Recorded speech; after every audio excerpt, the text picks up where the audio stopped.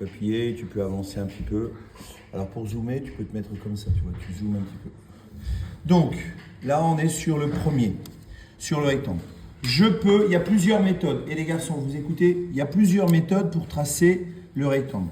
Je peux partir de cet angle-là, tu vois toujours Candice, et tracer un angle droit ici, reporter la dimension. Mais je peux utiliser d'autres caractéristiques du rectangle.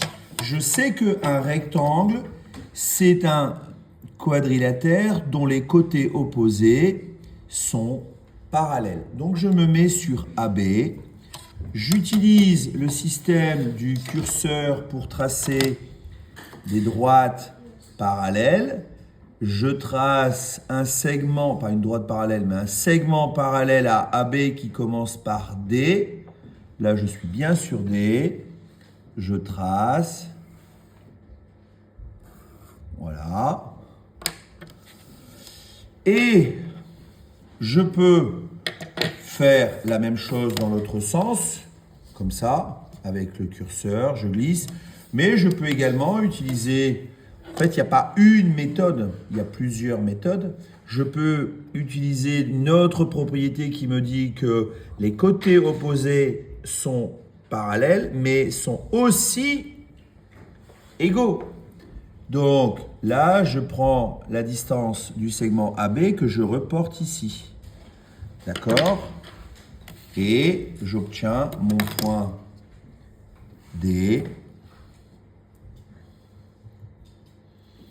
que je trace. Voilà. En principe, je dois avoir un angle droit. C'est bon, angle droit. Ok, donc je mets angle droit ici, angle droit ici, angle droit ici, angle droit ici. Sur le même principe, je peux tracer... Vous n'avez pas mis la lettre C? Oui. Pardon, je vais le mettre. Voilà, C. Ça marche? Alors, ici, je peux tracer sur le même principe, c'est-à-dire que je peux reprendre, par exemple, GH. Vous voyez là, vous voyez toujours ce que je fais? GH, je peux tracer une droite. Alors, je me mets bien sur GH. Je mets mon curseur, voilà, et je trace. Mais, si je réfléchis, je sais qu'un carré, il a quoi, Martin? 4 côtés égaux. Donc, ça veut dire que si je regarde le côté, le segment GH, tu as toujours, Candice?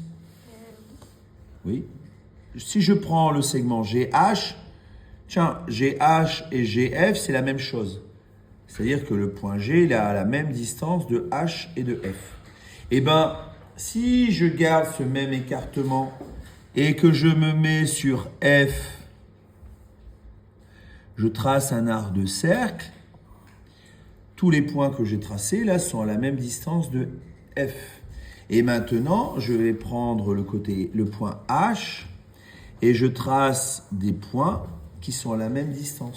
Donc, j'obtiens un point F, G, H, I. On va l'appeler I, celui-là, qui est à égale distance de F et à égale distance de H.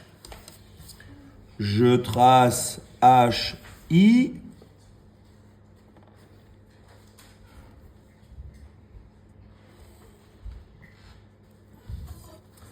Je trace F, I.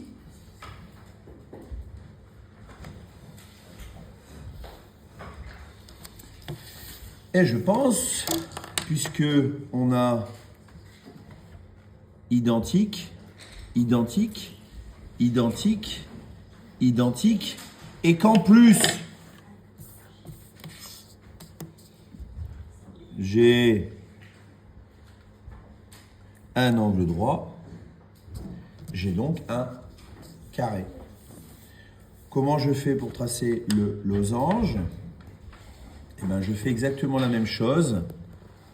Là, je mesure OG. Tiens, OD, c'est exactement pareil. Normal, puisqu'on sait que le losange, il a 4 côtés égaux. Mais là, de toute façon, je n'ai pas d'angle droit, donc je ne vais pas avoir un angle droit ici.